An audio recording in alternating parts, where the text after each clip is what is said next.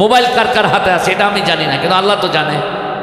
আপনার মোবাইলে আপনি কার বিরুদ্ধে কমেন্ট করবেন, কার বিরুদ্ধে লেখনী দেবেন, কার বিরুদ্ধে পোস্ট করবেন, এটা আপনি জানেন, আল্লাহ জানে, আমি তো জানি না।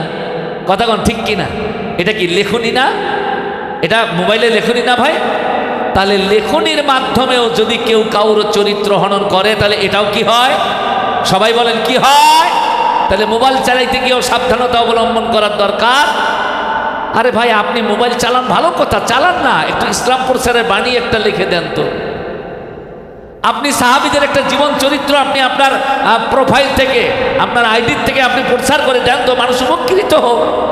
কথা কন, জ্ঞানীগুণী কিছু মন্তব্য পোস্ট করেন, অলি আল্লাহর ছবিগুলো পোস্ট করেন, আলেম ওলামার ছবিগুলো পোস্ট করেন, আল্লাহর সন্তুষ্টিমূলক কথাগুলো পোস্ট করেন।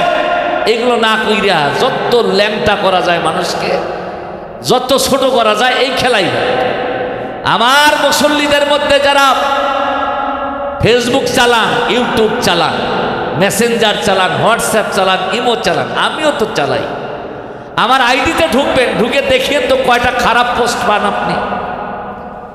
আমি বলে দিলাম আমার আইডিতে ঢুকবেন, FI হাদি, ঢুকবেন, ঢুকে দেখিয়ে তো কয়টা বাজে মন্তব্য পান আপনারা।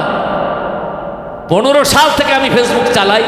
আমার ফেসবুক আইডির মধ্যে মানুষের কল্যাণের জন্য, আল্লাহ সন্তুষ্টিমূলক কথাবার্তা, কোরআন হাদিসের রেফারেন্স ছাড়া কোনো পোস্ট নাই।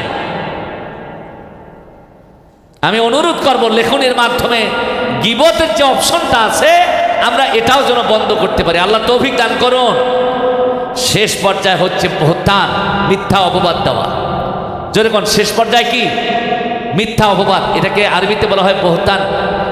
কাউরো চরিত্র নিয়া কাউরো উপরে অপবাদ চাপায় দেওয়া, এটা বহতান। আমি বহতানের সংজ্ঞাটা আপনাদেরকে বলি।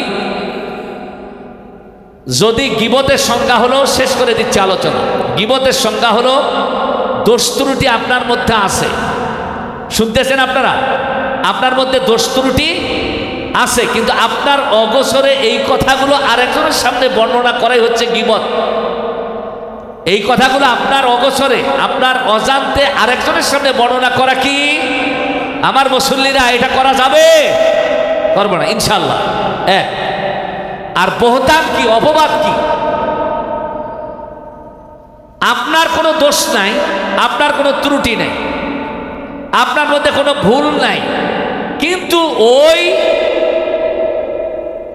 ব্যক্তির উপরে আমি বললাম উনি এটা করেছে, ওটা করেছে, সেটা করেছে, তার চরিত্র এমন এমন খারাপ, কিন্তু এগুলোর একটাও তার মধ্যে নাই। এটা গীবত না, এটা হচ্ছে বহতান। যেরকম কি? এটা এটাকে বলে মিথ্যা অপবাদ। আর মিথ্যা অপবাদ যে দেবে ওই ব্যক্তির কাছে মাপ না পাওয়া পর্যন্ত আল্লাহ তাকে কখনো মাফ করবেন না। আল্লাহ তাআলা এই গীবত, পরনিন্দা, বহতান, অপবাদ, এই মারাত্মক গুনাহগুলোর থেকে বেঁচে থেকে আমাদের ঈমানকে পরিচ্ছন্ন করার তৌফিক দান করুন। সকলে বলুন আল্লাহুম্মা আমিন।